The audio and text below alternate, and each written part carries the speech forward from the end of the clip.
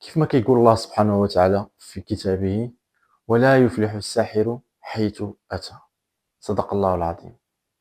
القصة ديالنا اليوم الإخوان هي قصة معبرة بزاف، كيفاش كيقدر يتقلب السحر على مولاه الإخوان.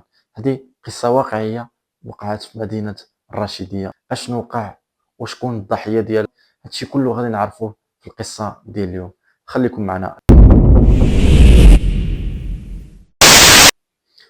اولا قبل ما نبداو القصه ديالنا الاخوان، كنبغي نشكركم بزاف على التعاليق ديالكم والدعم ديالكم الاخوان، وكنشكركم بزاف. هادشي كيحفزنا اننا نزيدوا القدام ان شاء الله. والناس اللي اول مره كيشوفوا الفيديو ديالي كنقول لكم فضلا وليس امرا، الى عجبكم المحتوى شاركوا في القناه وديروا لايك وبارطاجيو فيديوهات مع الاصدقاء ديالكم باش تعم الفائده ان شاء الله. ونبداو القصه ديالنا على بركه الله. عمر في عمره 35 سنة، عنده محل ديال الزريعة، كيبيع الزريعة وكاوكاو واللوز. راكم عارفين الإخوان، مول التقلية كيف ما كنقولوا حنايا. عنده محل كيترزق فيه الله بحالو بحال كاع الشباب، يعني راضي بالقليل ومكافح مع الزمن، يعني كيف ما كنقولوا مضيباني الوقت. وكيف ما كاملين كنعرفوا الاخوان موالين الزريعه كيبقاو يشريو الكتوبه من عند الدراري الصغار، من عند اي واحد كيجيب لهم دفاتر كتوبه كيشريهم من عنده باش كيدير فيهم ديك الزريعه وكاوكاو وكيبيعهم. واحد النهار عمر كيجي عنده واحد السيد كيبيع له واحد الكتوبه الاخوان، كيعطيه واحد المبلغ. عمر كيشد ديك الكتوبه كيبقى كيستفهم في المحل. وعمر يعني مبلي اي كتاب، مبلي انه كيفتح ديك الكتاب وكيبقى يقرا وكيشوف شنو فيه. لا، بحكم انه ما عنده ما يدار، المحل ما كيتمشالوش بزاف، يعني الكليان عنده ضعافين. المهم الاخوان هو كيقلب داك الدفاتر كيبان له واحد الدفتر الاخوان، الكتاب اللي فيه غريبه. بقى كيقلب كيقلب كيقلب كيلقى شي طلاميس شي تعاويذ، عرف انه ديك الكتاب ديال السحر. عمر ما كيامنش بهذا التخربيق هذا، شد داك الكتاب وحطوه في جنب المحل وكمل النهار ديالو عادي. في العشيه عمر الاخوان كيف العاده من كيسد المحل مع 9 ديال الليل كيتصل بالصديق ديالو كيجي لعندو كيديروا براد ديال اتاي وكيبقاو قصار كيف ما كنقول. داك النهار شد المحل الاخوان، دار براد ديال اتاي واتصل بالصديق ديالو. الصديق ديالو قال له راه عندي واحد الغرض، راه ما غاديش نقدر نجي عندك. المهم عمر ما لقى ما يدير، هو يتفكر داك الكتاب اللي كان لاحو الاخوان. قال ما كاين ما يدار ما كاين ما يدار، راه نشوفوا داك الكتاب. شد عمر داك الكتاب ديال السحر وبقى كيقلب، كيلقى طلاميس وكيلقى بزاف ديال التخربيق، جلب الحبيب جلب الرزق، بزاف ديال التخربيق. وعمر ما كيامنش بهذا التخربيق هذا، يعني كيقرا وكيضحك. هو يشوف ديك القضيه ديال جلب الرزق. قال هو الله سبحانه وتعالى هو اللي كيرزق الاخوان، باش نكونوا متفاهمين. الله سبحانه وتعالى هو اللي كيرزق، ولا رزقك الله راه ما كاينش اللي حيد لك الرزق ديالك، واللي ما رزقكش الله ما كاينش اللي غادي يعطيك الرزق الاخوان، باش نكونوا متفاهمين على هذه النقطه. الاخ عمر شد ديك الكتاب وقرا ديك الصفحه وقال نجرب، انا ما خسر والو ما خسر والو، قال غادي نجرب نشوف هاد جلب الرزق هذه. محل بحكم انه المحل كان عنده، بحكم انه المحل كان عنده ضعيف، قرا داك الكتاب ديك الصفحه ولقى بلي خصو يدير شحال من شروط الاخوان، يطبق شحال من شروط وغادي كيف ما كنقولوا غادي يوليو يجيو عنده ناس بزاف وغادي يوليو عنده كليان. المهم عمر طبق داك الشيء بالحرف. لغد ليه جا حل المحل ديالو عادي الاخوان، يعني ما جا عنده حتى شي واحد كيف ديما.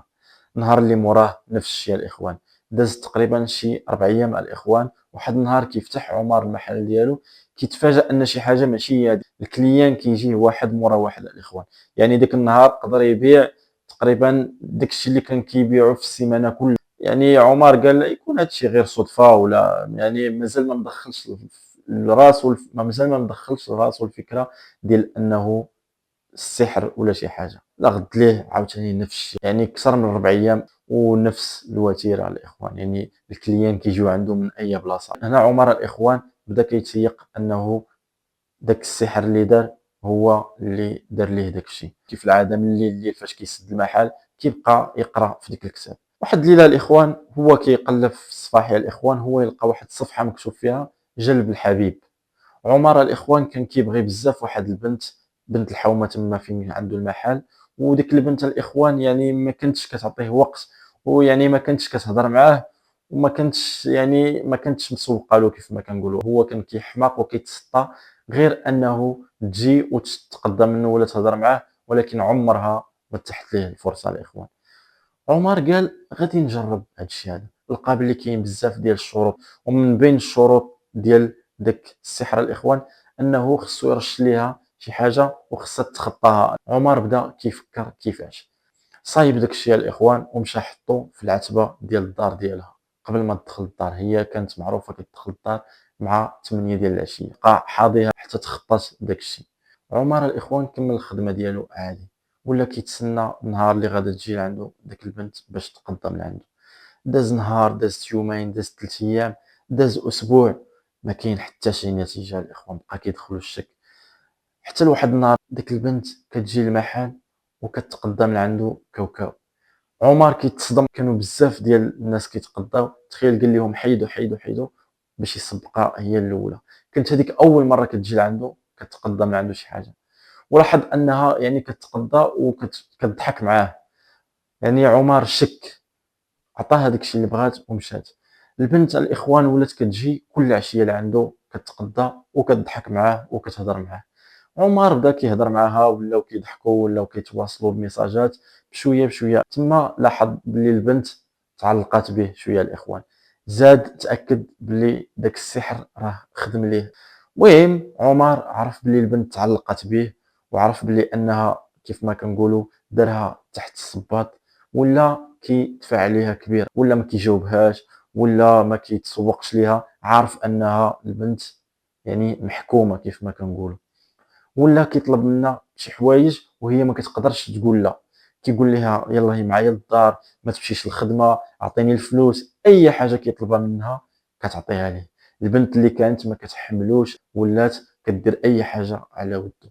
دازت شهور، البنت والولد طاحوا في المعصيه، البنت حملات. عمر ولا كيفكر ليل ونهار كيفاش غادي يتفك من البنت. البنت متعلقه به لواحد الدرجه كبيره وبزاف، ما خلى ماذا، ما بقاش كيجاوبها، ما بقاش كيتلاقاها، ولا كيدور فيها كيقمعها. ورغم هادشي كله البنت متعلقه به وبزاف. واحد النهار قالت له عمر راني حامله. قال لها انا ما نقدرش نكون معاك في ولد الحرام، هذاك ماشي ولدي، شوفي من جبتيه. يعني البنت مسكينه حطها في واحد الموقف اللي ما كعارفاش مسكينه راسها اش كدير، مخبيه على والديها، مخبيه على الام ديالها انها حامله. يعني تحطت في واحد الموقف مسكينه ما علم بها الا الله. المهم الاخوان واحد النهار عمر بقى جالس في المحل وكيقرا في ديك الكتاب، وهو يلقى واحد الصفحه كيفاش يحيد السحر. يعني الا كان داير السحر لشي شخص كيفاش يحيد منه هذا السحر. وفعلا لقى بلي بزاف ديال الشروط خصو يديرهم مع الاخوان باش يتفك داك السحر. وعمر كان مستعد يدير اي حاجه غير باش يتهنى من ديك البنت. المهم الاخوان دازت شهور، ديك البنت ولدات، ووالديها ساقوا الخبار وناضت الضجه وشكون اللي دار هذا الشيء وشكون. البنت ما قدراتش تقول لهم شنو واقع، خايفه على عمر وفي نفس الوقت كتبغيه وبزاف. عمر من بعد ما دار داك الشروط كيفاش انه يخليها يعني ما تبقاش تبغيه ويحيد لها داك السحر، دازت مده الاخوان. البنت تحول داك الشيء الكراهيه الاخوان، ولات كتكرهه، كتكره عمر لداك الشيء اللي دوز عليها والمشاكل اللي خلاها طيح فيهم. ووالديها ليومنا هذا ما عارفين شكون اللي تكرفس عليها وشكون باه ديال ديك الولد، وخوتها كذلك ما عارفينش اختهم من جابت ديك الولد. يعني ما بغاتش تقول لهم حتى شي حاجه. البنت من بعد ما عاودت لوالديها، خوتها الاخوان ما قدروش يصبروا على داك الشيء اللي عاشت الاخت ديالهم. عرفوا باللي داك الشخص تكرفس عليها وتعدى عليها ودا ليها الشرف ديالها وعيشها في العذاب الاخوان. تما فكروا ينتقموا منه. جوج ديال خوتها داو الجناوه ودخلوا على عمر المحل ديال الزريعه وصفوها ليه داخل وسط المحل. كانت هذه هي النهايه ديال القصه. عمر مشى للمقبره، وخواتها ديال البنت مشاو للسجن، والبنت عاشت الحياه ديالها في العذاب هي وداك الوليد اللي عندها. وهنا كنرجعوا الاخوان الايه ديالنا الاولى: لا يفلح الساحر حيث اتى. صدق الله العظيم. يعني الاخوان الساحر يقدر يعجبو داكشي اللي كيدير في الاول، ولكن كن متاكد غادي يجي النهار اللي غادي يتقلب عليه داك السحر. كانت هذه القصه ديالنا الاخوان. وكيف ما كنقولوا، اللي ما خرج من الدنيا ما خرج من عقيبها. الانسان يخلي العلاقه ديالو بينه وبين الله قويه، ويامن بداك الشيء اللي كتب له الله وداك الشيء اللي قسم له الله، وما يمشيش يقلب انه يعصي الله باش يحقق شي هدف دنيوي. الاخوان، الهدف اللي الانسان خصو يعمل عليه هو الاخره، ويتقي الله وما يأذيش الناس معهم. وكانت هذه القصه ديالنا اليوم، وكنتمنى تكون عبره لبزاف ديال الشباب. ولا عجبتكم القصه ما تنساوش تبارطاجيوها مع الاصدقاء ديالكم، واللي مازال ما اشترك في القناه ديالنا يشترك في القناه ديالنا ويدير لايك ويخلي لنا شي تعليق زوين ويحفزنا باش نقدموا لكم المزيد ان شاء الله. ونشوفكم في حلقه جديده ان شاء الله يا ربي. السلام عليكم.